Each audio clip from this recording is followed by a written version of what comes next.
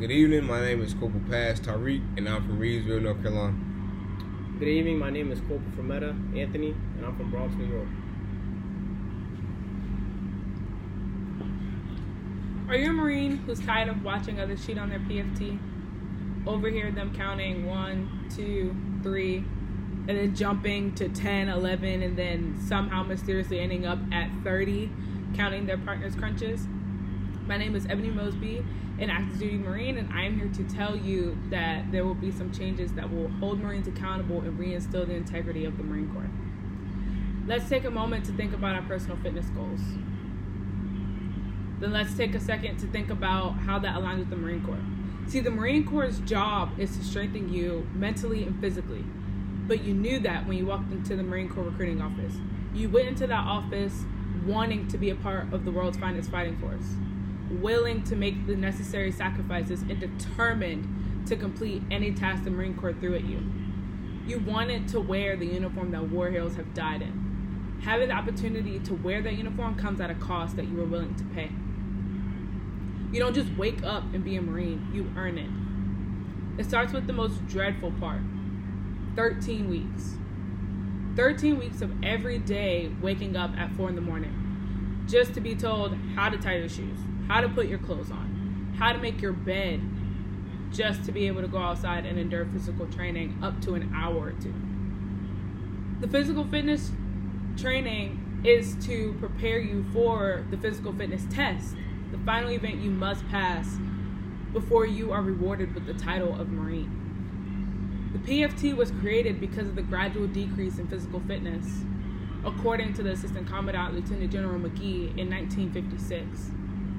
This was the purpose of the PFT in Marine Corps Order 6100.3. Marine physical fitness has been important and will continue to be one of the main focuses in the Marine Corps. Captain Featherly said in the PFT One Test, One Scale that Marines would place sit-ups with crunches. I'm sure in 1997 there wasn't much research conducted on how harmful those crunches can be. As we are all aware of, crunches do exercise your upper abdomen, but I'm sure you push through the spinal pain and lower back pain you feel when conducting them. I know I do. All we care about is making sure we receive 100 points in that event. After the PFT, your body is sore, but during the night, you can't find a comfortable sleeping position. That is due to crunches. Harvard Medical School says crunches push your curved spine against the floor and work your hip flexors, the muscles that run from the thighs to the lumbar vertebrae in the lower back. I have had this happen to me numerous amounts of times. I can't get comfortable because my back hurts. Marines are to train efficiently, effectively, and most importantly, safely. American Council on Exercise says a lot of people perform this movement too rapidly and cheat their way into and out of the movement by using their hip flexors to help. Sounds familiar, right? To achieve those 100 points, someone of the same sex as myself and age will have to complete 110 crunches in 2 minutes. How fast do you think I am conducting my first 60 crunches? Just think about it. How fast are you moving in 2 minutes? The pain is also in your neck. Once you get those last 10 to 15 crunches, you're straining every muscle you have trying to complete one crunch. We need to be safe.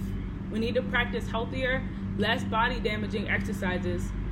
As I've mentioned, the lack of integrity during the crunch portion of the PFT has been ongoing. It's easier for me to look down a line and see everyone's stomach off the ground than it is for me to count everyone's crunches. So administratively, it's easier.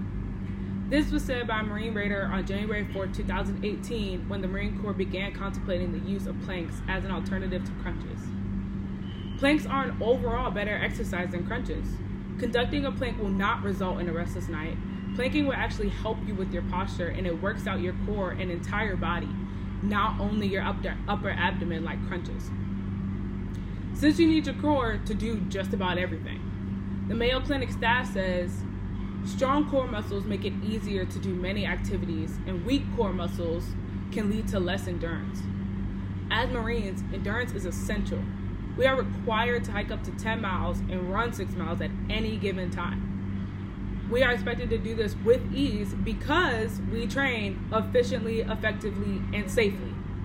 Of course, other body parts assist us in completing these tasks, but our core plays the biggest part. This is why planks are better than crunches. They engage more than your abdomen. Planks assist in strengthening your core, your shoulders, and your thighs. This is how you show your true strength, not by conducting 110 crunches that you may or may not actually have completed. The plank has overall more benefits and creates less injuries. Safety is paramount. If the Marines cannot train safely and keep their bodies in top shape, how can they protect our country? We train how we fight. Let's keep our honor clean, show how strong we are physically, and why the world wants a Marine Corps. Are there any questions? Yes, I have a question. Yes. So do you believe that the more injuries that occur with the crunches, will the plank become a permanent substitution for the crunches? I believe that someday it could, because they will see through time how effective the plank has been compared to crunches, and they will see how the scores will fluctuate between the Marines who do planks and crunches. Appreciate it. So which exercise do you think is easier, the planks or the crunches? I believe that the crunches are easier to do. However, the easiest thing is not what the Marines are trained to do. We are to find the most efficient and effective way to do an exercise, and that would be the planks. Thank you. My name is Ebony Mosey once again, and thank you so much for your time.